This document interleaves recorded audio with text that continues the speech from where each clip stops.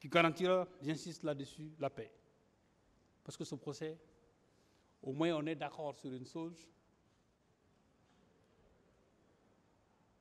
il n'y a pas de preuve présentée.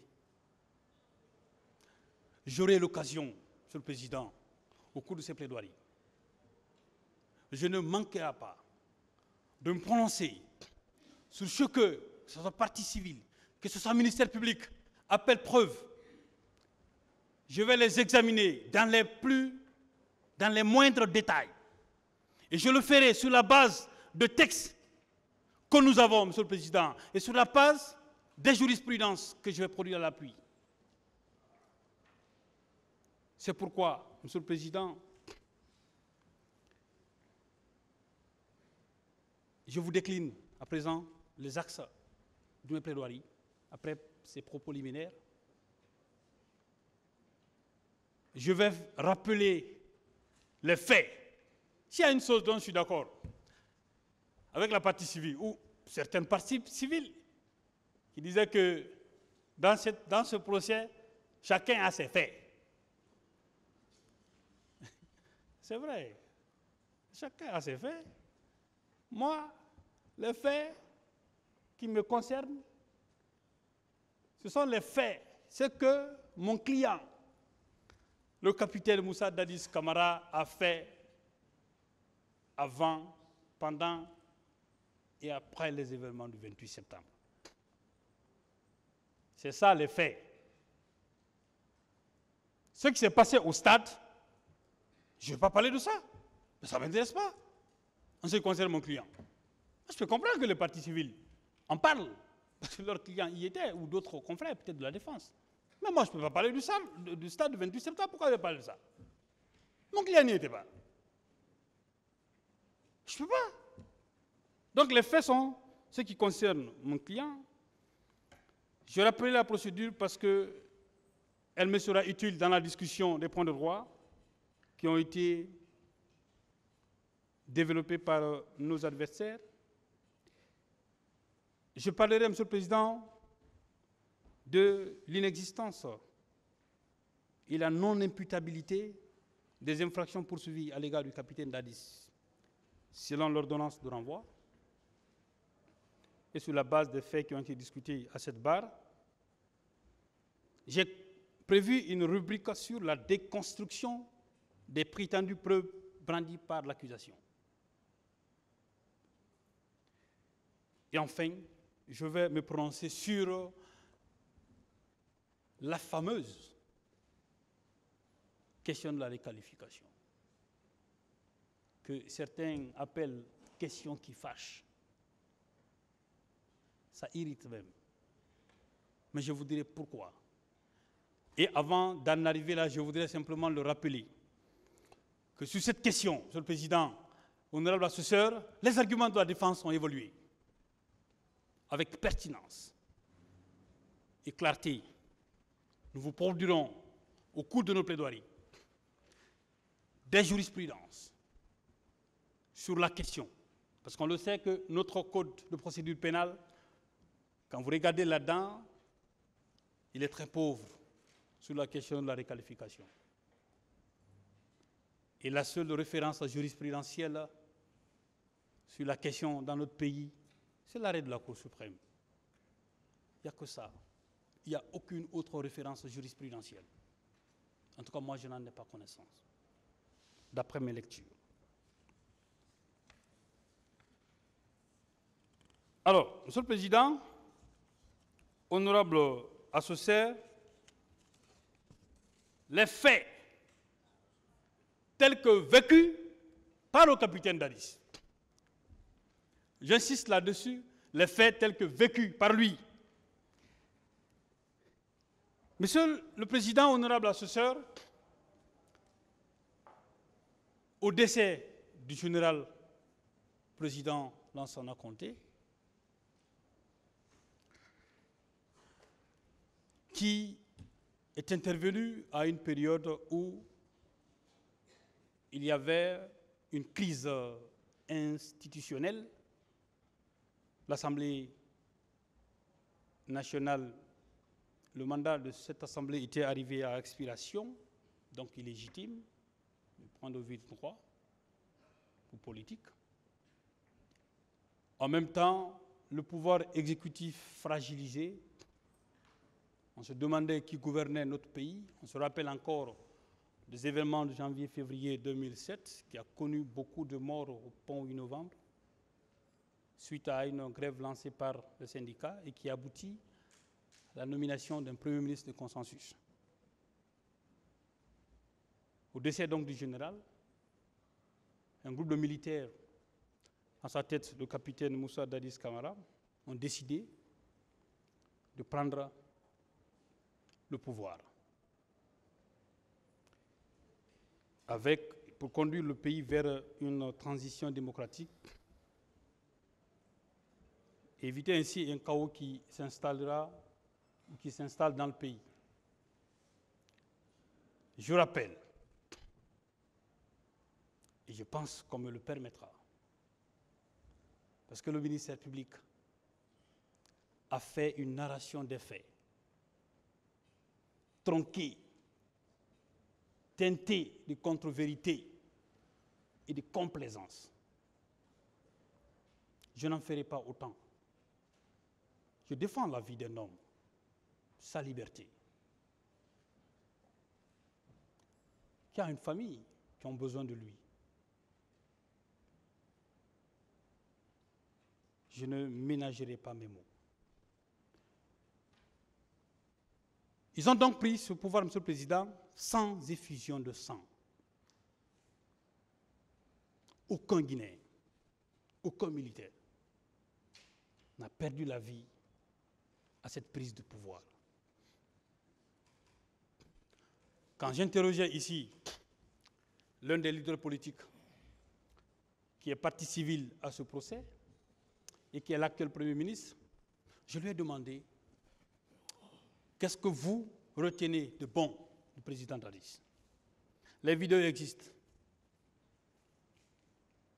Je ne parlais pas des choses qui n'ont pas existé. J'ai une conscience professionnelle. Il dit ils ont pris le pouvoir sans effusion de sang, ce qui est rare, et qu'à côté, au Libéria ou d'autres pays limitrophes, il y avait des tensions. Et qu'un coup d'État qui intervient dans ce contexte-là dans notre pays et qu'aucun individu, aucun citoyen n'ait perdu la vie, que c'était effectivement un mérite. Il a eu, pour cet instant où il le disait, l'honnêteté intellectuelle de l'admettre, bien qu'il soit partie civile.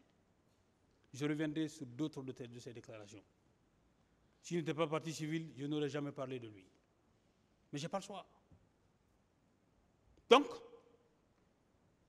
on doit, parce que le ministère public, dans la narration des faits, a essayé de dire que le capitaine Dadis et ses hommes ont rompu l'ordre constitutionnel, ont pris le pouvoir par effraction et tout, d'accord. Mais il devait avoir au moins, je ne veux pas aller une autre expression, je vais dire que le ministère public devrait au moins dire que ce pouvoir a été pris sans qu'aucune personne n'ait perdu la vie. C'est un mérite. Ça veut dire que ce pouvoir-là ne pouvait pas avoir pour principe de gouvernance la destruction de l'espèce humaine, comme ça a été dit dans cette salle. Quand vous n'accédez pas au pouvoir à travers le sang, avec les mains, vous avez quel intérêt à gouverner avec ça? Vous n'avez aucun intérêt. Puisque c'est de ça qu'il s'agit dans ce contentieux. Puisqu'on lui a montré, aux yeux de toute l'opinion publique internationale, que c'est quelqu'un qui ne pense qu'à ça. Il a dit que quand il est parti à la RTG pour lire le communiqué, il a appris que en ville ici, je ne me rappelle pas de l'endroit, que certains éléments avaient été arrêtés. Il dit qu'il ne lit pas le communiqué, il faut qu'il vienne d'abord régler ça avant de repartir, pour éviter qu'il y ait des accrochages au sein de l'armée, pour qu'il y ait une unité. Ça, c'est le capitaine Dadis que nous allons vous présenter à l'occasion de cette plaidoirie. L'unanimité donc s'est formée autour de lui. Il a été désigné pour diriger les destinées de notre pays pendant cette période transitoire.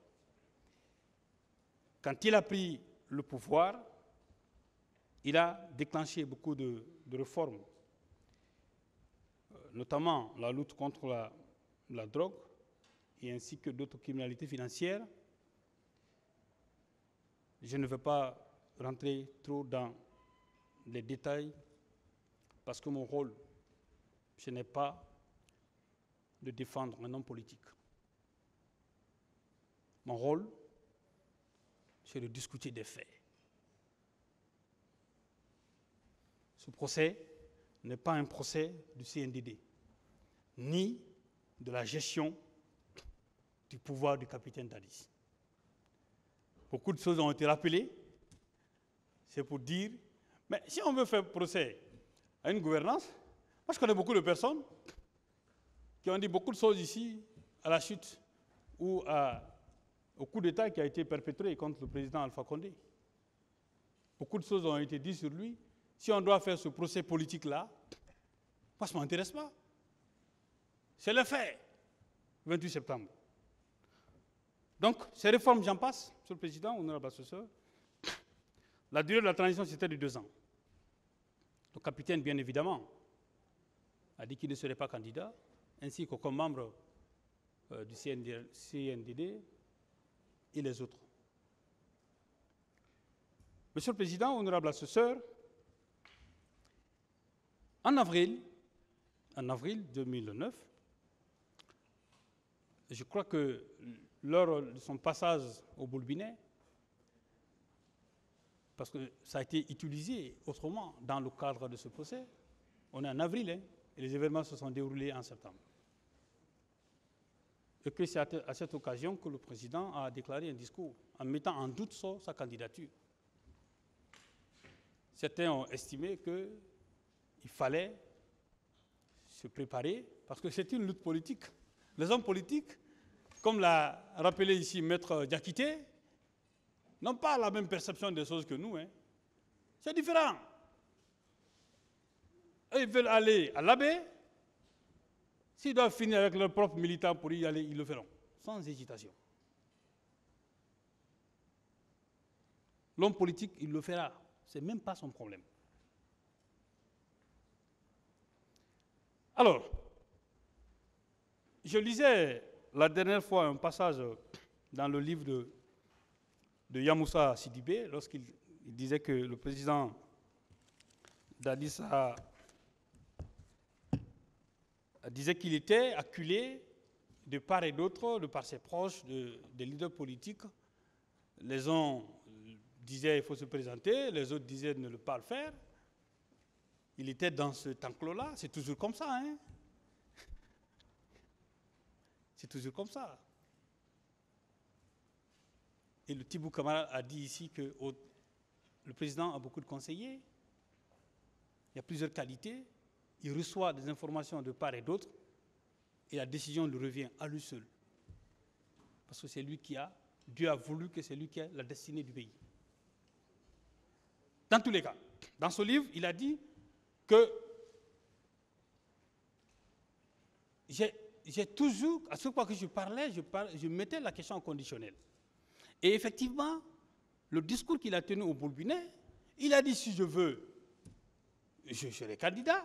Si je ne veux pas, je ne le serai pas. Cela a suffi pour prétexte pour organiser une manifestation à l'échelle nationale. Je vous dis, il faut se méfier des hommes politiques. Et je vais revenir sur ce que M. Bahouri a raconté ici autour de cette question-là. Le président Dadis s'est rendu donc à l'abbé sur invitation des sages de cette localité où il a tenu un meeting au stade de l'abbé. Monsieur le Président, pour reprendre un homme politique guinéen qui, en s'adressant aux journalistes, qu'on dirait que c'est une mousse qui les a piqués. Parce que le président Dadis était déjà populaire au sein de l'opinion, parce qu'il ne s'est pas comporté comme certains le font. Parfois, lui-même, il conduisait sa voiture. Ça veut dire beaucoup plus près des populations. Dans un pays où on a fait le culte de la personnalité en principe de vie, les gens voyaient ça autrement. Donc, un président qui conduit sa voiture, c'est normal qu'il soit populaire, que les gens viennent avec lui. Donc, le stade du 28 septembre, le stade de l'Abbé était plein, a craqué, et l'opposition a considéré que c'était l'un de leurs bastions, et qu'il fallait lui répondre. Il n'y a rien d'autre. Hein. C'est pour ça qu'ils ont organisé le 28 septembre. C'est rien d'autre. Donc il fallait, et Baour l'a dit, il fallait démontrer que quand tu es avec l'aveugle, il faut qu'il sache qu'il n'est pas le seul sur la piste.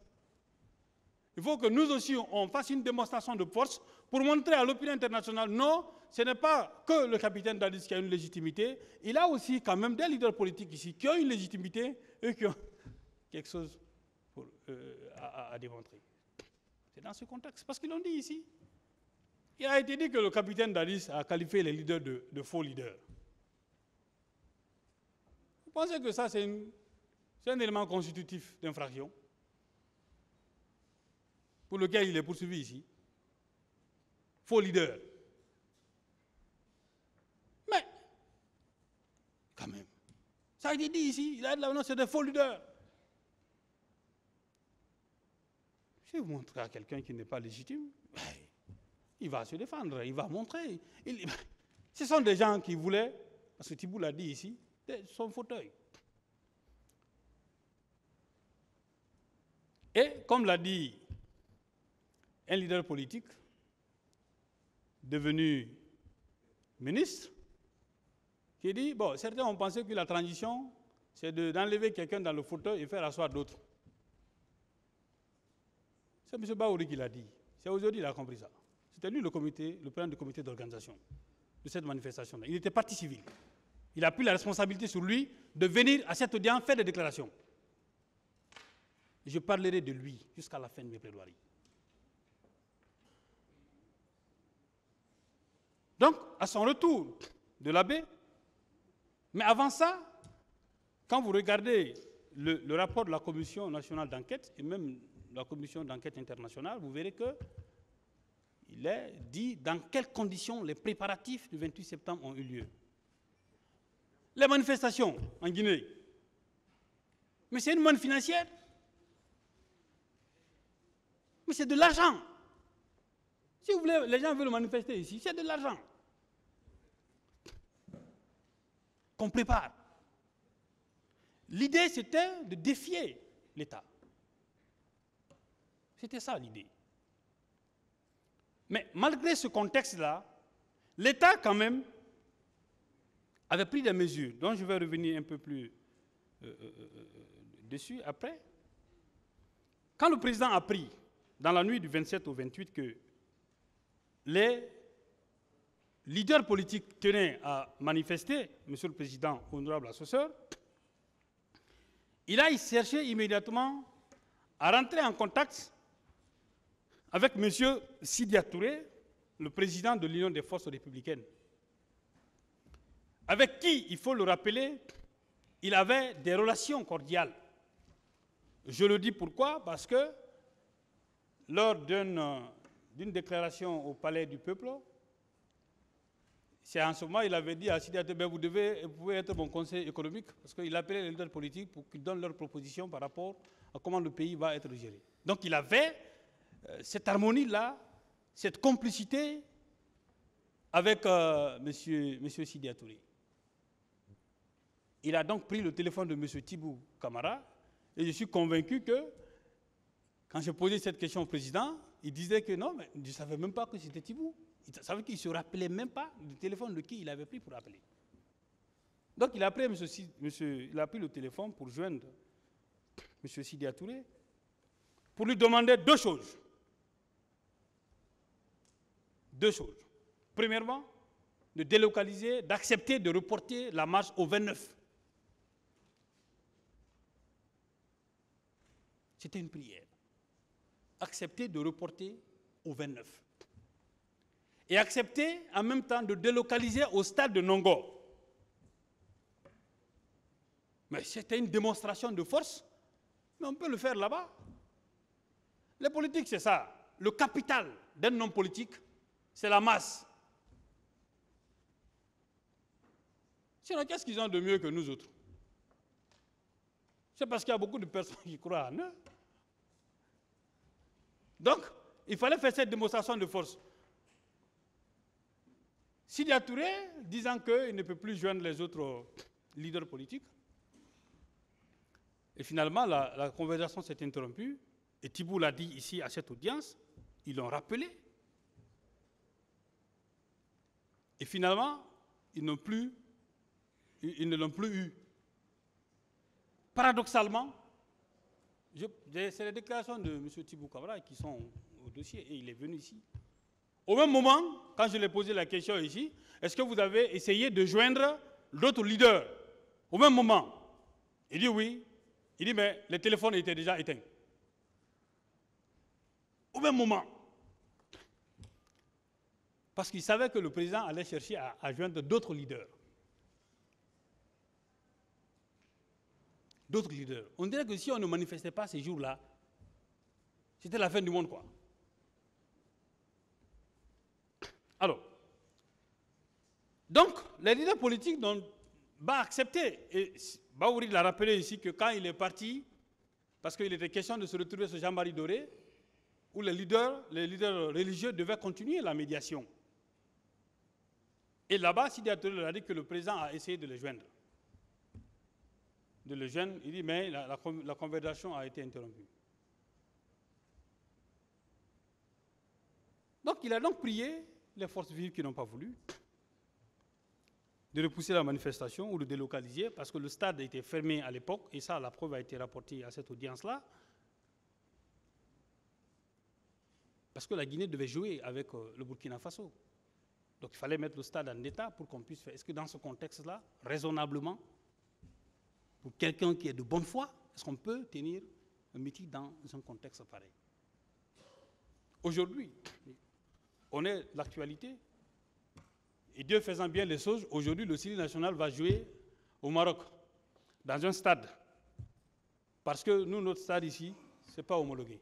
Ce n'est pas une fierté d'un pays qui a été dirigé par le président Ahmed Sékou Touré. Cette fierté d'être guinéen, ce n'est pas notre fierté, ça. Donc, c'était dans le même contexte. Donc, il fallait mettre le stade dans des... C'est comme si aujourd'hui, les opposants disent, ou bien les leaders politiques disent, bon, on veut manifester au stade de Nongo. Vous pensez que l'autorité acceptera ça? Non pas parce que vous manifestez contre moi, mais on vous dira, mais il y a un autre endroit peut-être où il faut manifester, même si aujourd'hui tout le monde est cloîtré dans son siège. Le principe de liberté, d'association est bafoué. Vous ne pouvez même pas manifester ailleurs. À plus forte raison, un stade qui est en rénovation. Vous pensez que dans ce contexte-là, aujourd'hui, si on répétait l'histoire, que cela aurait été possible? Non pas parce que le président actuel serait de mauvaise foi, mais parce qu'un homme responsable, il ne l'accepterait pas. Parce qu'il dirige quand même une république, un pays qui a des normes. Ce n'est pas une jungle où on peut faire ce qu'on veut parce qu'on veut défier l'autorité de l'État. Parce que quelqu'un, on soupçonne, on suppose que l'intéressé dit que je vais être candidat, ben il fallait... Le stade de la rénovation, la Guinée ne joue pas ici. La dernière fois, j'ai vu un jeune dire que mais quelle fierté vous avez, alors que notre pays est en train de jouer au Maroc. Pourquoi? C'est dans ce contexte. Je parle de faits. Ce sont des faits, ça. Ça, c'est passé. Parce que Ce sont les deux propositions qui leur avaient été faites. Mais ils n'ont pas voulu. Alors, donc, ils ont choisi cette date-là, qui nous est chère à tous, 28 septembre 2009, pour marquer leur opposition ou faire leur démonstration de force à la communauté internationale. Alors, les leaders n'ont pas voulu, et l'appel aura été vain. Ils ont décidé de descendre dans la rue avec les manifestants. Mais avant, Monsieur le Président, l'État républicain, l'État responsable, avait pris une série de mesures.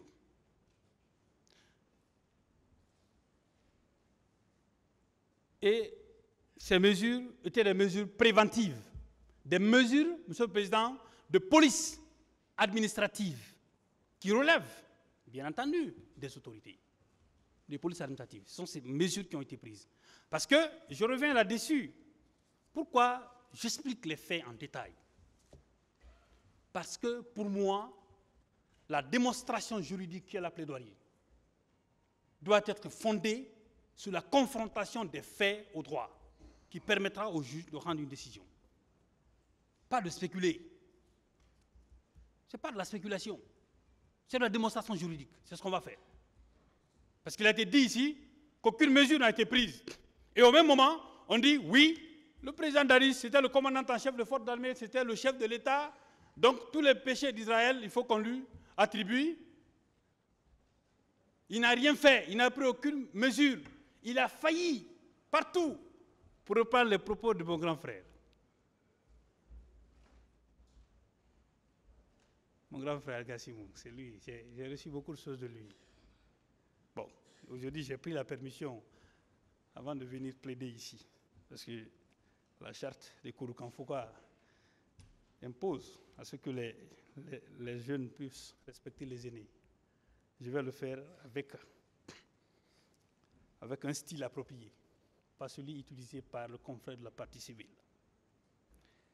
Parmi les mesures prises, le gouvernement a fait un communiqué interdisant toute manifestation le jour du 28 septembre. Ce seul jour, nous vivons dans un contexte d'interdiction générale et systématique de toute manifestation. Maintenant là. Mais lui, le péché de son gouvernement, c'était d'interdire le seul jour-là. Le seul jour-là. Mais après, moi, je me pose la question, pourquoi Dadis? Pourquoi lui? Pourquoi? Même ce qu'un procureur de la République doit faire, on dit non, il n'a rien fait pour qu'il le fasse. Mais un procureur de la République qui constate la commission d'infractions, les infractions qui ont été commises au stade, qui n'était pas au courant de ça? Ce n'est même pas loin du tribunal de Dikin. C'est-à-dire qu'il y a dit au procureur de ne pas engager des poursuites. Nous y reviendrons. Donc il y a un communiqué interdisant le seul jour-là, Monsieur le Président. Après, le chef d'état-major général des armées a confirmé ici, le général Sano, le casernement des militaires décidé par le président via son ministre de la Défense, qui a instruit à son tour le chef d'état-major général des armées, qui a présidé une réunion à cet effet avec ses hommes et sa hiérarchie. Il a dit ici, il dit que lui, il ne recevait pas d'ordre directement du président Dadis. Nous allons revenir là-dessus sur la chaîne de commandement. Je crois que Maître Jokame fera une démonstration sur la question. Il dit qu'il recevait des ordres directement du ministre de la Défense. Ça veut dire que le ministre de la Défense était dans cette délégation du pouvoir du chef de l'État et qui avait tout à fait donné des instructions au chef d'état-major général des armées pour caserner tous les militaires. À votre avis, puisque ce procès est tenu devant l'opinion publique nationale et internationale, Monsieur le Président, honorable assesseur, à votre avis, pourquoi un État sérieux déciderait de caserner les militaires le jour d'une manifestation? Pourquoi? C'est pourquoi je dis, Monsieur le Président, honorable assesseur, que votre tâche, elle va être difficile. Elle va être difficile parce que les uns et les autres l'ont dit que vous êtes jugés non seulement par nous ici, mais par l'opinion publique. Pourquoi un État républicain le ferait? Pourquoi? Caserner les militaires en prélude d'une manifestation interdite.